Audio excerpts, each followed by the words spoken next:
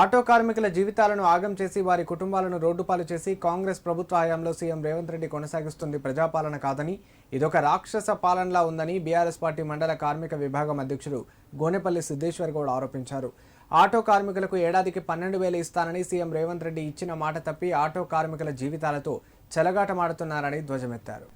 రాష్ట్ర auto JAC ఆధ్వర్యంలో రాష్ట్ర అధ్యక్షుడు మారన్న పిలుపు మేరకు శనివారం రోజున చేపట్టనున్న ఆటో బంద్ కార్యక్రమంలో భాగంగా సిద్దిపేట జిల్లా నంగునూరు మండల కేంద్రంలో ఆటో కార్మికులతో కలిసి ఆయన మీడియా సమావేశం ఏర్పాటు చేశారు.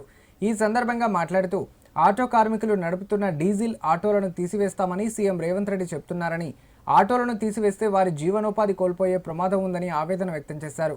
కాంగ్రెస్ ప్రభుత్వం ఎలక్ట్రిక్ ఆటోలను పూర్తి ఉచితంగా అందించి అనంతరం డీజిల్ ఆటోలను తీసివేసేందుకు ప్రభుత్వం చర్యలు తీసుకోవాలన్నారు.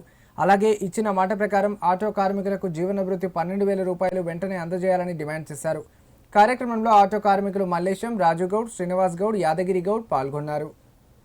ఇవాళ తెలంగాణ ప్రభుత్వంలో కాంగ్రెస్ ప్రభుత్వం ముఖ్యమంత్రి రేవంత్ రెడ్డి గారు ఆ రోజు ఆటో కార్మికులకు మరి 15,000 సంవత్సరానికి 12,000 రూపాయలు ఆటో భృతి ఇస్తానన్నారు. మరి ఆటో భృతి ఇంతవరకు మా ఆటో కార్మికులకు ఎవరికి ఇంతవరకు ఇవ్వలేదు.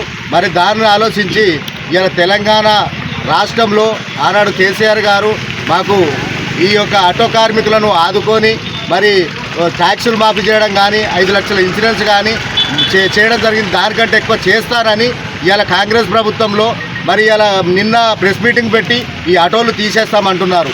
మరి ఇలా కాంగ్రెస్ ప్రభుత్వం వచ్చిన తర్వాత ఆటో కార్మికుల జీవితాలు మరి కాంగ్రెస్ ప్రభుత్వంతో ముఖ్యమంత్రి రేవంత్ రెడ్డి గారితో ఉరితాడుగా మొదలైపోయింది. మరి కాంగ్రెస్ ప్రభుత్వం వచ్చిన తర్వాత ఈ ఆటో కార్మికులు ఇంతమంది మరణించారు. మరి అలా ఆటో కార్మికులు అందరూ వచ్చి మీ ముఖ్యమంత్రి గారు మీరు మరి రేవంత్ రెడ్డి గారు మీ పైన మరి కేసులు పెట్టాలా, మాకు ఇవాళ ఆటో భృతి కింద మాకు ఆటో భృతి ఇవ్వమంటే మరి ఆ ట్యాక్సీ రూపకంగా మనం ఆటోలే తీసేస్తామంటున్నారు. ఇలా ఆటోలు తీసేస్తే ఆయనతో జీవనోపాధి లేకుండా పోవాలి, వాళ్ళు బతుకుదేరు ఆగం కావాలని చూస్తున్నారా? మరి ఇలా మాకు ముందుగాల మీరు ఏదైతే ఎలక్ట్రీషియన్ వాహనాలు ఇస్తారంటున్నారో ఆ ఎలక్ట్రీషియన్ వాహనాలు ఇవ్వండి.